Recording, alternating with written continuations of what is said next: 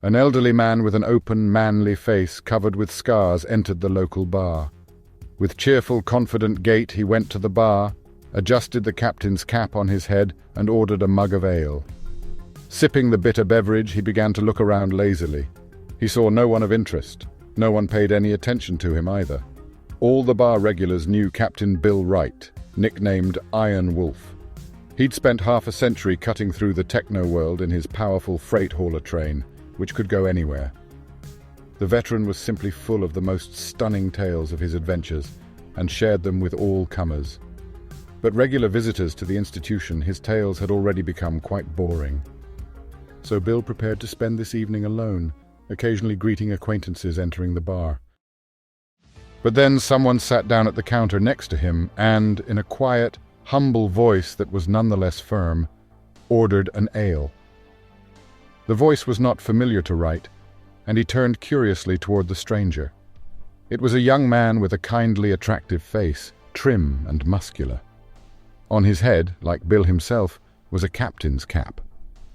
Iron Wolf immediately decided that the stranger was exactly what he needed for tonight. "Hey, buddy," he said kindly to the young man. "Hello," he answered politely, and began to consider his interlocutor with interest as well. "Ironing the vast expanse of the Technoverse, eh? And between voyages you're having a mug of ale? You've got it right. They make a nice drink here." "You guessed it.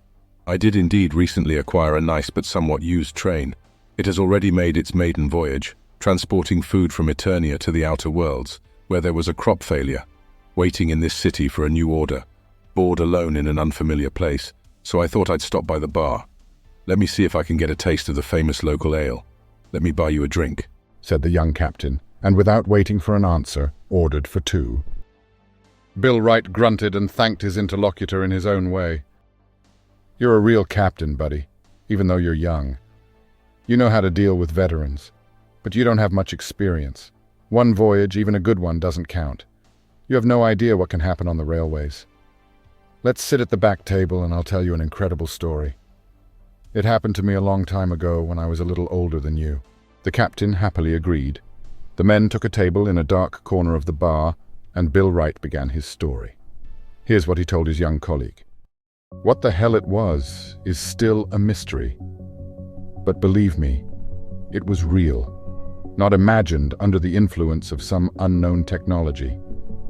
Onboard sensors, locomotive cameras, and somewhere our personal cameras and sensors recorded everything from start to finish.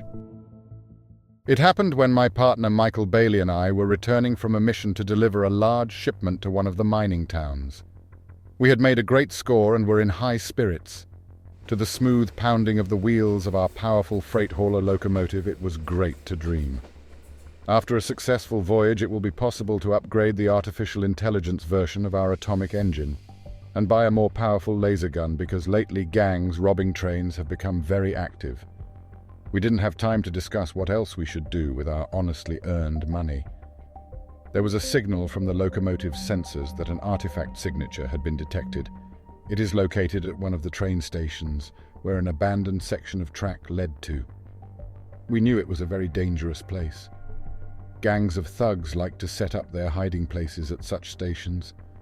Had we entered the hiding place of the brutal killers who had seized control of this sector, our fate would have been unenviable. Still, after deliberation, we decided to reconnoiter in the hope of discovering the artifact. It would be a very fat prize if we succeeded. So we put the train's heavy blasters and rocket launcher on alert. Then, unhooking the empty cars, we took the locomotive closer to the building. We didn't know what awaited us at this point, and in case of an ambush, the locomotive would cover our retreat. When we pulled up to the station, we were able to get a good look at it. I did not like this place from the first sight. The facade, with its chipped corners, dangling hinged doors, and leaky roof, was thick with cobwebs. It's hard for me to explain, but to my senses the station looked gloomy and even a little ominous. I didn't want to go inside. Suddenly the ground beneath our feet trembled. A seismic tremor? Or is there something strange going on at the station? The uncertainty further cooled our fervor to wander among the ominous ruins. We paused, wondering what to do next. and then the sensor relayed another message from the train. The artifact's signature intensified considerably. The treasure was very close, and we risked it. Armed with our fully loaded blasters, we cautiously stepped out of the locomotive. As we approached the station closer and looked around, we saw nothing suspicious, so we slowly moved forward. The sun's rays were giving little light to the gloomy place, and in the midst of the clear day it seemed that evening had already begun. Suddenly something obscured the sky, depriving the surroundings of even the faintest light. Not just a wind, but a crazy hurricane blew in. It knocked us off our feet and dragged us toward the station entrance, flipping us in the air like autumn leaves. We hit the wall of the building with incredible force and fell to the ground, almost unconscious. But we quickly regained consciousness and were even able to get to our feet by grasping the door. And the storm subsided as instantly as it had appeared. But there was a strange, eerie cloud in the sky ahead, black as soot, with red, blood-like streaks around its perimeter. It was coming very fast toward us. I grabbed the doorknob and began to jerk it as hard as I could to get to the station as quickly as possible. The door rattled, but it would not budge. Michael came to help. The two of us struggled through the door and entered the room. A terrible cloud was just behind us, pulsing with lightning and raining blood. We were glad that we had time to hide indoors, for such acid rain did not promise anything good. And who knows if the drops would have eaten our skin to the bone in that bloody place. We found ourselves in an abandoned waiting room where everything was ruined, covered with a thick layer of dust and covered with cobwebs. I looked under my feet and saw scattered on the floor pieces of skin covered with hair that looked very much like fragments of human scalps. Something terrible was going on here. I am not the shy type, but the surprise almost made my hair stand on end. But we had to move forward. No sooner had we walked 2 steps than we heard a rustling noise that quickly turned into an awful noise. From somewhere above, a flock of crows flew out of nests under the ceiling. The ugly birds, which were much larger than usual, immediately rushed toward us and began circling over our heads with nasty cawing. Sensing the danger, we drew our blasters, and rightly so. One of the larger ones, the size of a chicken, probably the leader of the flock, cawed deafeningly. Then the hell crows swooped down on us like angry kites. Their steel beaks pecked at our faces, backs, arms, and legs. One pecked me so hard in the side of the head that I nearly fainted. Our lives were literally counting in minutes.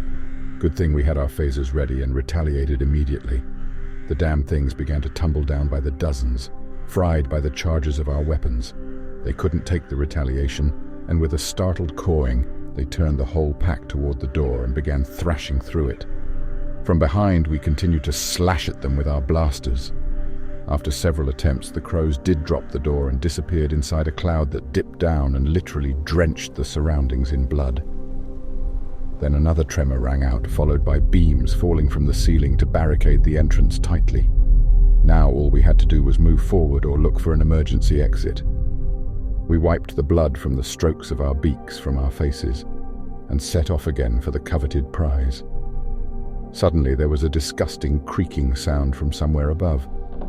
When I looked up, I saw a strange garret with a broken railing on top, and I almost fell off my feet because the station was shaking like mad again. Something came off the attic and flew down. From the surprise, we, I confess, like rabbits, scattered to the sides. Damn, it's a good thing our colleagues didn't see that. When the tremors were over, I walked over to the fallen object, and Michael hesitated behind me. I saw from afar that a doll had fallen from the railing, and it didn't interest me at all. I wondered what kind of child going to the train with his parents would forget a toy. But as I got closer, I just stunned. It wasn't just any doll. It certainly belonged to my daughter. Because of my nomadic life, I rarely saw a child and didn't know her toys very well. But this particular doll, with its pretty face, bright cheeks, and for some reason one blue, one green eye, my daughter never let go of her hands. I remembered her favorite very well. My heart stabbed and I felt dizzy. What had happened to the little girl? Had bandits kidnapped her and hidden her at the station to demand a ransom? Michael, who also went over to the doll, wondered why I was so freaked out that I just turned green. I told him it was my daughter's toy. My partner was even more surprised and asked where the doll was. All he saw near my feet was a board that had been broken off from the attic because of the earthquake. Wiping my eyes, I looked under my feet again. There was indeed a rotten board lying next to me. There was obviously something evil going on at the station, and with a troubled heart I went on after my partner. This time we managed to get halfway down the waiting room when the nauseating smell of dead meat hit our noses. At that moment, we heard moaning, groaning and sobbing coming from somewhere. We froze in place, trying to determine where in the empty room such grim noises had come from. They seemed to be coming straight from the walls. You can't imagine, my young friend, how chilling it is to hear such inexplicable, ominous occurrences. Even to me, the train captain, who had by then seen all sorts of things on the endless tracks of Technoverse. Besides, either from all these terrible and incomprehensible incidents, or from constant earthquakes, my head ached a lot. My eyes felt double. My body ached with fatigue. My partner felt the same way. We didn't want to go forward, but we weren't going to give up either. To the accompaniment of someone's desperate wailing, we slowly and cautiously took another dozen steps. Suddenly I saw a large mirror on the wall in which perhaps thousands of passengers had once looked. I decided to look at my reflection too, hoping to determine how much damage the damn crows had done to my face. But I wish I hadn't. I saw a horrible nightmare that made my heart ache. A half-decomposed corpse was reflected in the mirror, fresh blood dripping from its mouth. It reached toward me with its arms, which were composed of nothing but bones, and I instinctively sent a blaster charge into the mirror. Shards of glass splattered around me, and among them I was horrified to see the small remnants of flesh.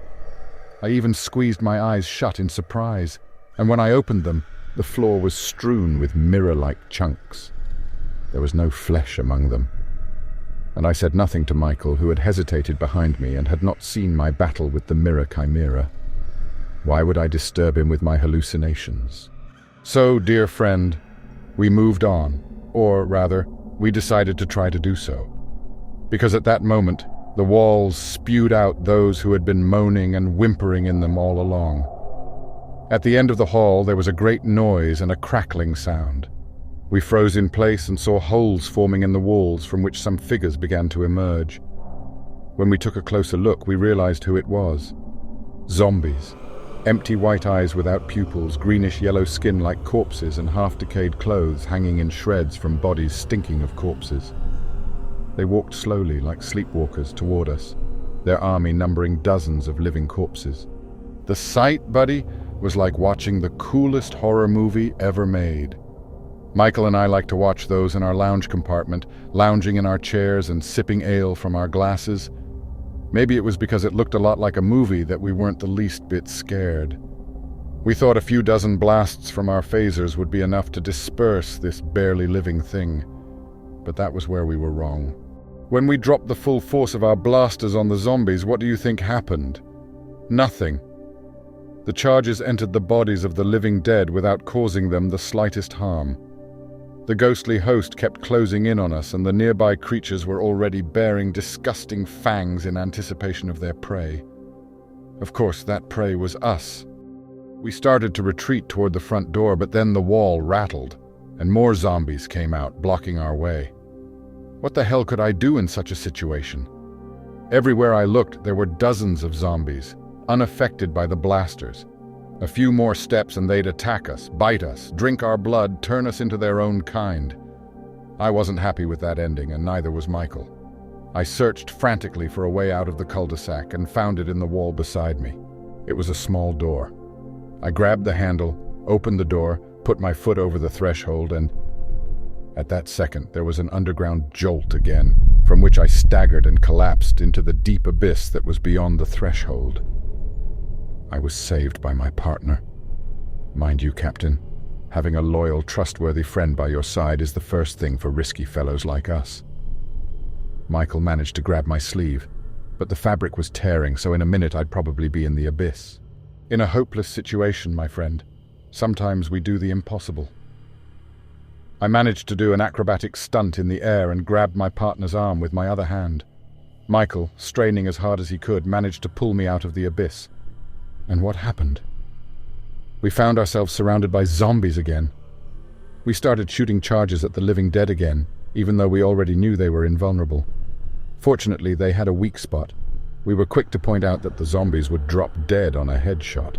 So one by one, we began to smash the skulls of the beasts. But there were too many zombies, and they started pinning us to the abyss. We started looking around for some way to get around them, but no doors or other loopholes were found.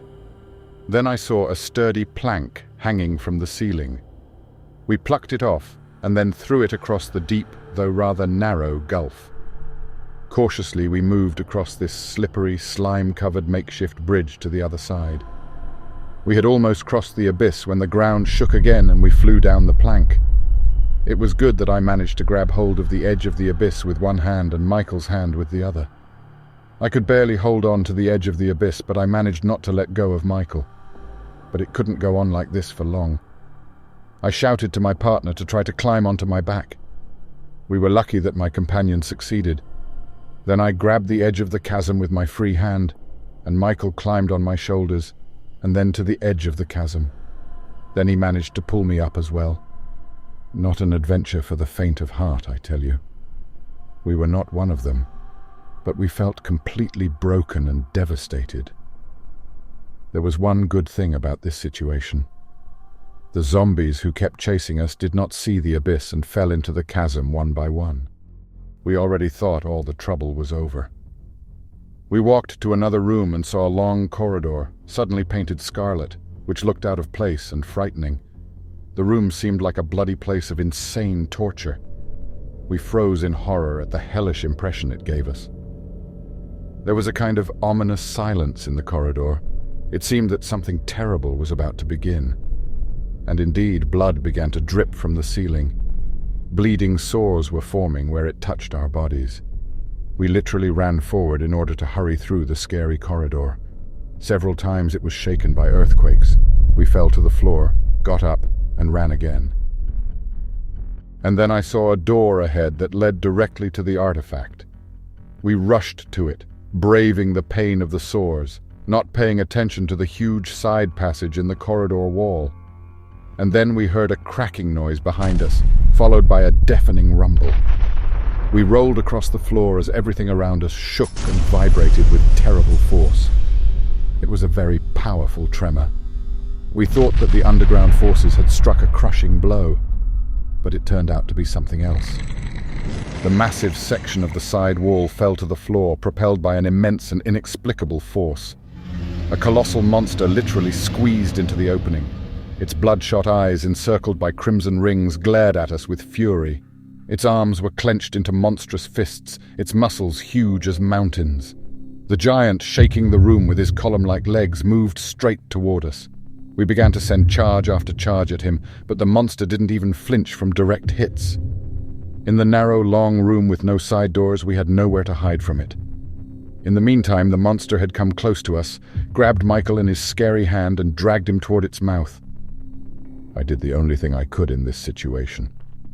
While the monster was preoccupied with my partner, I circled him from behind and fired a whole line of charges into the back of his head. The colossal creature staggered and released its grip on Michael. I ran up to my comrade and was glad to see that he was in one piece. In the meantime, the beast regained its senses and relentlessly advanced towards us. What were we supposed to do, my young friend? You shrug your shoulders. We didn't know it either, but we had to retreat. Retreat? But there was an abyss behind us, and then it hit me. I shouted a few words to Michael, enough to make us understand each other, and we raced toward the abyss at full speed. The monster chased us, its heavy stomp echoing eerily through the room. Near the abyss, we quickly scattered to the sides and pressed ourselves into the walls of the room. The monster roared wildly and plummeted into the abyss, disappearing forever into its depths. We clapped our hands together, rejoicing at our success, and hurried on toward the coveted prize, the artifact that had been so hard to obtain. It must have been behind the heavy armored door to which we approached. Instead, we found ourselves in a long and eerie corridor that seemed to stretch on endlessly with no signs of an exit in sight. We had no choice but to walk forward, And then we felt a deadly fatigue in our bodies, and our legs would not obey us. We tried to walk forward faster, but time seemed to have come to a standstill, and we dragged along like turtles. I also had a crazy headache and had visions of some kind of hell consisting of greenish, acrid liquid in which some people were swimming and screaming madly. You can't imagine our condition, dear friend. It must have been worse than the grave. And we gave up, deciding to turn back. But no sooner had we literally crawled 2 steps in the opposite direction than the freight hauler's artificial intelligence came in contact. It reported in a metallic voice that after examining the signature, it had concluded that there were 2 artifacts in the given location. A double prize awaited us. Such a treasure had never fallen into the hands of anyone in Technoworld. We could not give it up and turned back. I don't know, buddy, how long it took us to traverse the corridor. An hour? 24 hours? More like an eternity. At least, that's what it felt like to us. And we felt more disgusted than ever in our lives. But at last we reached the iron door behind which the artifacts were to be hidden. I grabbed the handle and immediately felt a rush of energy. The weakness, the headache, was gone. I pressed the handle vigorously and the door gave way immediately. The room was dark, so I had to turn on flashlights. In their ghostly light, we saw something that did not exist in the real world. Instead of a room, we found ourselves in the vile jaws of some creature. Hundreds of tentacle tongues hissed around us, trying to grab us and send us into the disgusting mouth of the beast. We swiftly launched a barrage of charges at the tentacles, and a cloud of smoke and fire enveloped everything around us. The tentacles retreated, but suddenly one of the vile tongues crept up on Michael's side, wrapped around his body, and began to choke him. Damn it, I couldn't lose my friend. With a scream of desperation and rage, I fired a long burst into the tentacle and then another. It loosened and I freed Michael from his grip. We ran as fast as we could out of the horrible room.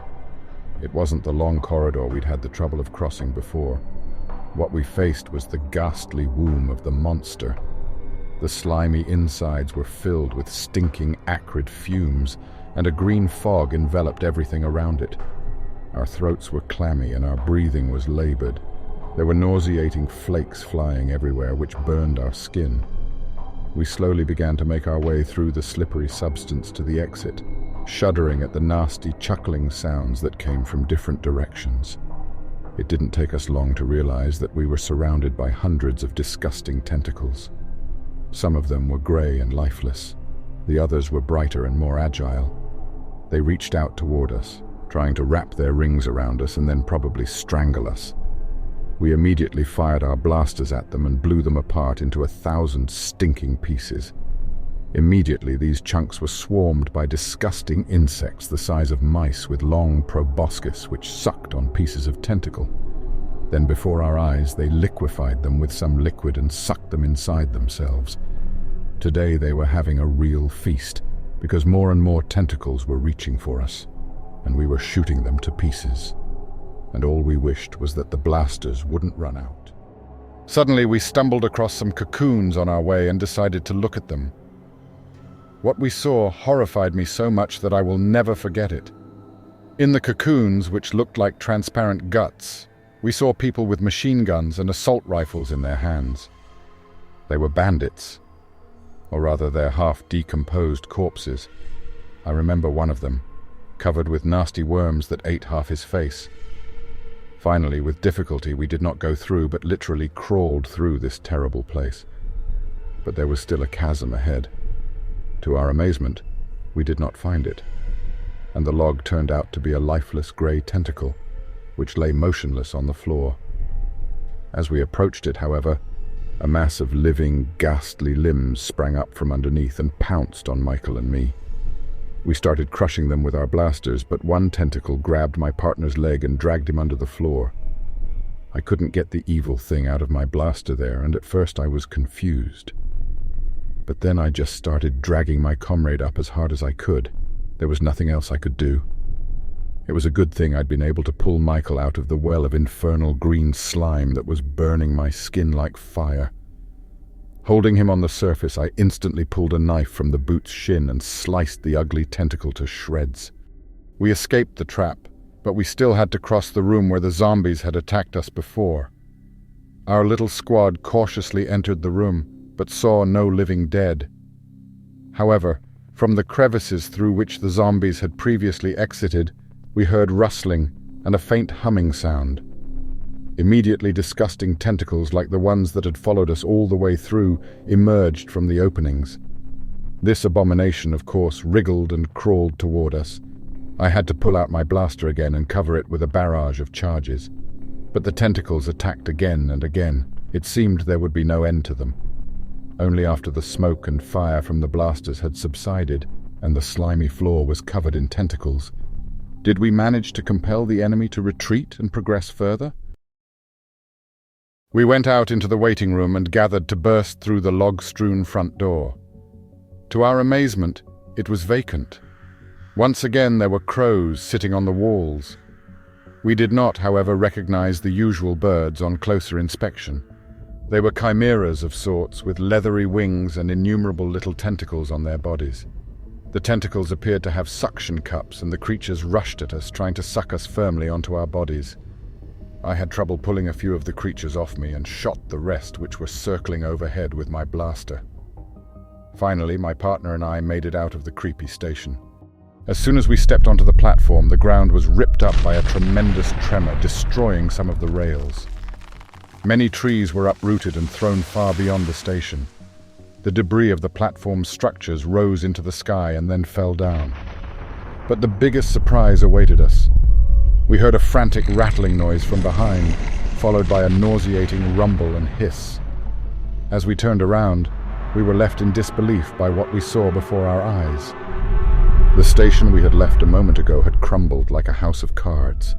In its place was a giant monster covered with tentacles, each the size of the largest fire hose. These tentacles slowly crawled toward us. However, we were already ready for anything. I immediately sent a command to my locomotive's artificial intelligence. With a loud honk, it immediately fired its heavy blasters at the hideous creature, and once again we froze in amazement. The rounds passed through the tentacles without harming them, and the creature began to glow, as if someone had set up a diabolical spotlight inside it. The space around it became electrified. Beams of lightning started shooting out of the creature in different directions, and the underground tremors began to follow one after another. It seemed to us that the end of the world had come, and that we were facing a living hell. And then, to the noise of electrical discharges and flashes, the devilish entity disappeared as if it had never existed.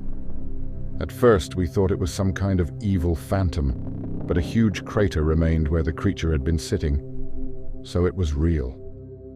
Later, the artificial intelligence analyzed all camera recordings and sensor data. The collected information was not enough for unambiguous conclusions. However, there was reason to believe that there was a tear in space-time in this sector. A predator from a parallel reality had entered the gap. However, upon receiving a rebuff, it preferred to retreat instantly, utilizing teleportation or some other extraordinary ways. After these words, Wright was silent. The young captain, under the impression of what he had heard, could not say a word either. Bill finally broke the pause with a brief exhortation. "That's how, buddy. You can defeat what seems invincible. If, of course, you keep your hands up and always fight, no matter how powerful an enemy or supernatural force appears on your path." He finished his ale in one gulp, stood up, waved goodbye to the young captain, and left the bar. Iron Wolf preferred to let his companion think over what he'd learned without him.